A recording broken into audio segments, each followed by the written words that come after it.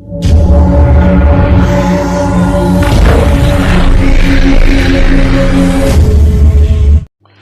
दोस्तों, मैं आनंद और आप देख रहे हैं आपका अपना यूट्यूब चैनल जेसीसी फाइटर।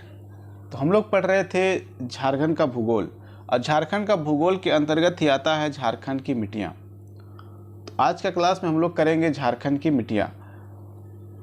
तो झारखंड के मिट्टी में हम लोग जानेंगे कि झारखंड में कितने प्रकार की मिट्टी पाई जाती है और कौन कौन मिट्टी किस क्षेत्र में पाई जाती है, उसमें उपजाऊ क्षमता है नहीं है, इसके बारे में आज हम लोग जानेंगे। तो क्लास स्टार्ट करने से पहले जो भी इस चैनल में नए हैं उन लोगों से एक छोटा सा रिक्वेस्ट है कि आप लोग इस चैनल को सब्सक्राइब कर दीजिए और अपने दोस्तों तक शेयर कर दीजिए। तो चलिए क्लास स्टार्ट करते हैं झारखंड की मिट्टियाँ। तो झारखंड में अगर निर्माण की दृष्टि से देखेंगे तो झारखंड में अवशिष्ट मिट्टी पाई जाती है। कैसी मिट्टी पाई जाती है? अवशिष्ट प्रकार की मिट्टी झारखंड में पाई जाती है।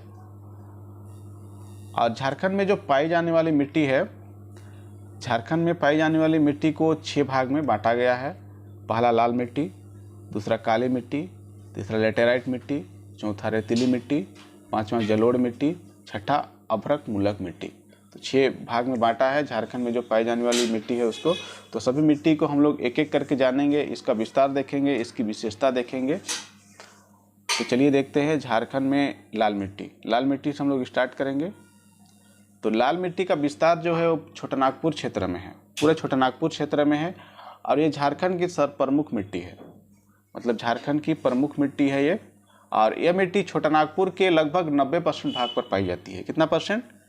90% भाग पर लाल मिट्टी पाई जाती है। और दामोदर घाटी का गोंडवाना क्षेत्र, दामोदर घाटी का गोंडवाना क्षेत्र और राजमहल के उच्च भूमि को छोड़कर संपूर्ण छोटानागपुर क्षेत्र में लाल मिट्टी की अधिकता है। ठीक ना? दामोदर घाटी, गोंडवाना क्षेत्र और राजमहल की उच्च भूमि को छोड़कर, ये दोनों को छोड़कर छोटानागपुर के संपूर्ण क्षेत्र में लाल मिट्टी की अधिकता पाई जाती है। गोंडवाना क्षेत्र में आपका क्या मिलता है? कोयला मिलता है और बलुआ पत्थर की परत मिलता है। ठीक ना? तो ये दोनों स्थान को छोड़कर झारखंड के पूरे भाग में लाल मिट्टी है। इस मिट्टी में फेरिक ऑक्साइड तथा बॉक्साइट की अधिकता है। कौन चीज़ का अधिकता है? फेरिक ऑक्साइड और बॉक्साइट की अधिकता है, जिसके कारण इसका रंग लाल हो जाता है।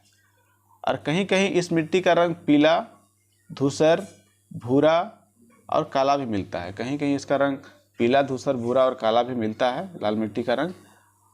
और राज्य के हजारीबाग और कोडरमा का जो क्षेत्र है, तो कोडरमा और हजारीबाग क्षेत्र में आपको अभ्रक मूलक मिट्टी मिलता है। तो इस क्षेत्र में जो लाल मिट्टी है उसमें अभ्रक का मिश्रण रहता है।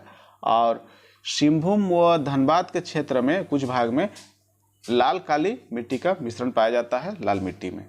ठीक ना?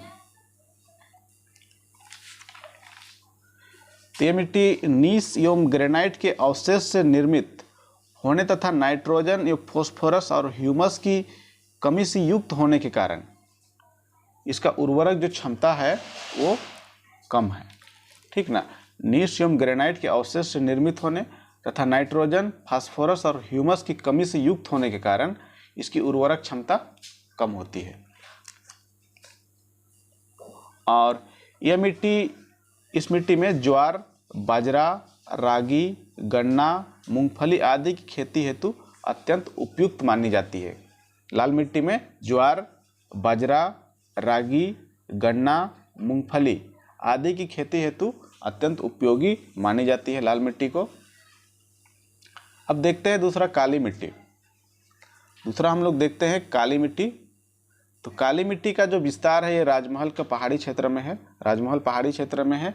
और इसकी विशेषता है कि इस मिट्टी को रेगुर मिट्टी भी कहा जाता है। काली मिट्टी को रेगुर मिट्टी के नाम से भी जाना जाता है।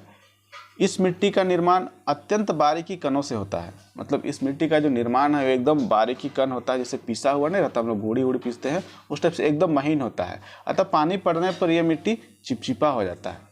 पानी पड़ता है तो जो काली मिट्टी है वो चिपचिपा टाइप का हो जाता है। ठीक ना?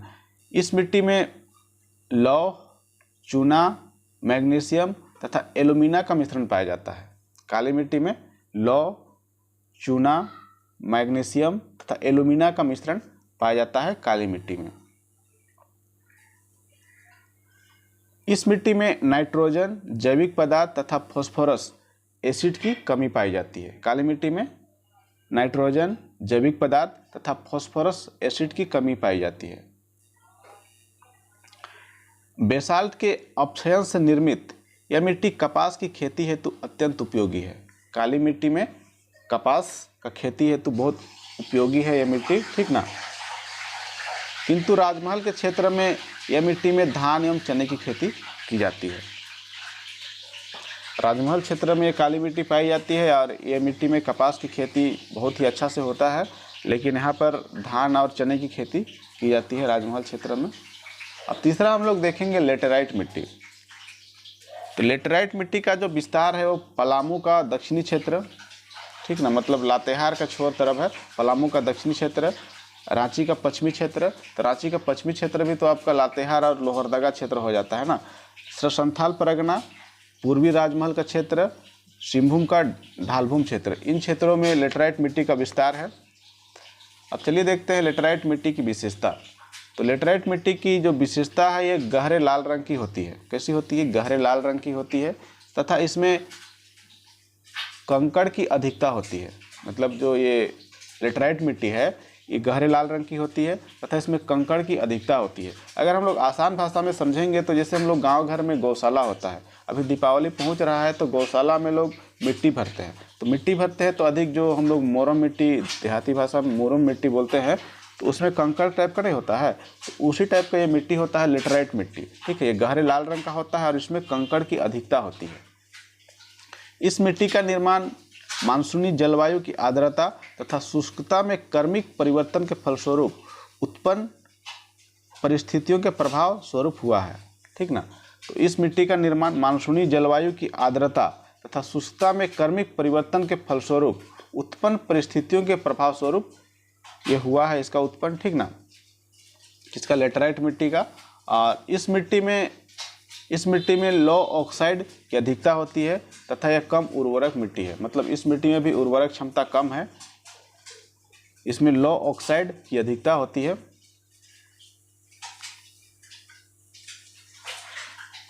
सिंचाई की साधनों की सहायता से इसमें मुख्यतः चावल तथा मोटे अनाज की खेती की जाती है।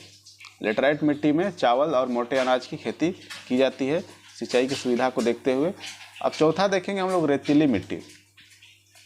तो रेतीली मिट्टी का विस्तार है पूर्वी हजारीबाग व धनबाद क्षेत्र। आपका पूर्वी हजारीबाग क्षेत्र कोडरमा, गिरिडीह, बोकारो से सटल क्षेत्र है, ठीक है। इसकी विशेषता जो है, इस मिट्टी में लाल तथा पीले रंग का मिश्रण पाया जाता है। इस मिट्टी में लाल तथा पीले रंग का मिश्रण पाया जाता है, किसमें? रेतीली मिट्टी में। इस मिट्टी में मोटे अनाज की खेती की जाती है। ये जो रेतीली मिट्टी है इसमें मोटे अनाज की खेती की जाती है। और ये दामोदर घाटी क्षेत्र में मुख्यतः फुसफुस बलुई मिट्टी पाई जाती है। दामोदर का जो घाटी क्षेत्र है इसमें कैसी मिट्टी पाई जाती है? फुसफुस बलुई मिट्टी पाई जाती है। हम लोग पांचवा देखेंगे जलोढ़ मिट्टी। तो जलोढ़ मिट्टी का विस्तार जो है ये संथाल परगना क्षेत्र में है। संथाल परगना क्षेत्र में है इसका विस्तार। और ये झारखंड में पाई जाने वाली जो मिट्टी है उसका नवीनतम मिट्टी है, सबसे नया मिट्टी है जिसमें मिट्टी का विकास नहीं हुआ है। ये जलोढ़ मिट्टी है, ये सबसे नया मिट्टी है, नवीनतम मिट्टी है जिसमें अभी तक मिट्टी का विकास नहीं हुआ है। और राज्य में भांगर मतलब पुराना जलोढ़ को ही भांगर बोलते हैं, भांगर एवं खादर, ये पॉइंट बहुत ही इंपॉर्टेंट हो जाता है, इसका नाम आप लोग याद रखिएगा कि राज्य में भांगर किसको बोलते हैं? पुराना जलोढ़ को, एवं खादर किसको बोलते हैं? नवीनतम जलोढ़ को। दोनों प्रकार की जलोढ़ मिट्टी पाई जाती है झारखंड में, संथाल परगना क्षेत्र में। और राज्य में साहेबगंज के उत्तरी छोर में आपका बिहार है, एवं उत्तर पश्चिमी ये क्षेत्र में बिहार का ही क्षेत्र हो जाता है भाग में भांगर मतलब पुराना जलोढ़, तथा पूर्वी भाग एवं पाकुड़ क्षेत्र में खादर मतलब नवीन मिट्टी पाई जाती है, ठीक ना। इस मिट्टी में चूना एवं पोटास की अधिकता जबकि नाइट्रोजन एवं ह्यूमस की कमी पाई जाती है। इस मिट्टी में चूना और पोटास की अधिकता होती है और नाइट्रोजन एवं ह्यूमस की कमी पाई जाती है। और इस मिट्टी को धान एवं गेहूं के खेती के लिए अत्यंत उपयोगी माना जाता है कौन मिट्टी को? जलोढ़ मिट्टी को। अब हम लोग लास्ट देखते हैं अभ्रक मुल्लक मिट्टी। झारखंड में 6 प्रकार की मिट्टी पाई जाती है। 6 प्रकार की हम लोग कौन कौन मिट्टी देखें? पहले देखें लाल मिट्टी, काली मिट्टी, लेटेराइट मिट्टी, रेतीली मिट्टी, जलोढ़ मिट्टी, और अब लास्ट देख रहे हैं अभ्रक मुल्लक मिट्टी। तो अभ्रक मुल्लक मिट्टी का जो विस्तार है कोडरमा क्षेत्र में है, मांडू क्षेत्र में है, डुमरी क्षेत्र में है, तिलैया क्षेत्र में है एवं बड़कागांव क्षेत्र में है। ठीक ना, इसका विस्तार इन क्षेत्रों में है। और इसकी जो विशेषता है, ये अभ्रक के खानों के समीप ये मिट्टी पाई जाती है। जो अभ्रक के जो खान है इसके सामने ये सब मिट्टी पाई जाती है।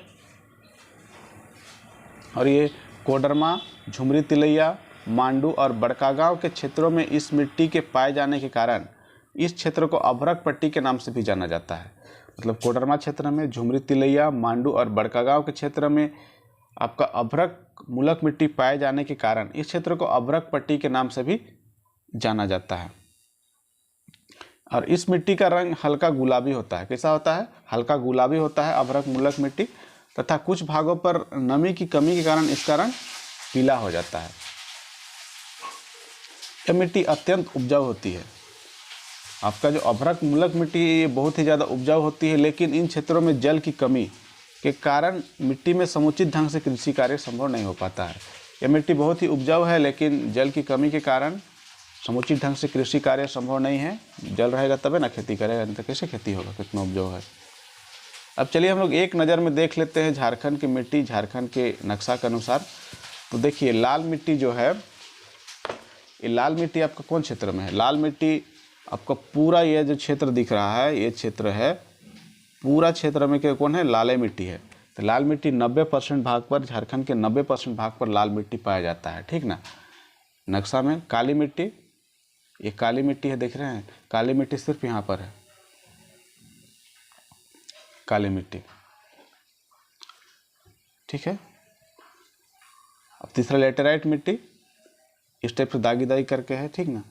लेटेराइट मिट्टी यहाँ पर है, और कहाँ पर है? यहाँ पर है। रेतीली मिट्टी, रेतीली मिट्टी आपका यहाँ पर दिखा रहा है, रेतीली मिट्टी। जलोढ़ मिट्टी, जलोढ़ मिट्टी सब बिहार का क्षेत्र में जलोढ़ मिट्टी है, एकदम बॉर्डर पर। अभ्रक मुल्लक मिट्टी, अभ्रक मुल्लक मिट्टी अभी ये देखें हम लोग, कहाँ देखें? कोडरमा क्षेत्र में है। ठीक ना। तो हम लोग आज जाने झारखंड की मिट्टियाँ। आप लोग क्लास अच्छा से कीजिए, नोट डाउन बनाइए, याद कीजिए, आने वाले परीक्षा में छक्का मारिए। तो चलिए आज की क्लास में इतना ही, लेते हैं आप लोगों से विदा। धन्यवाद। जय हिंद।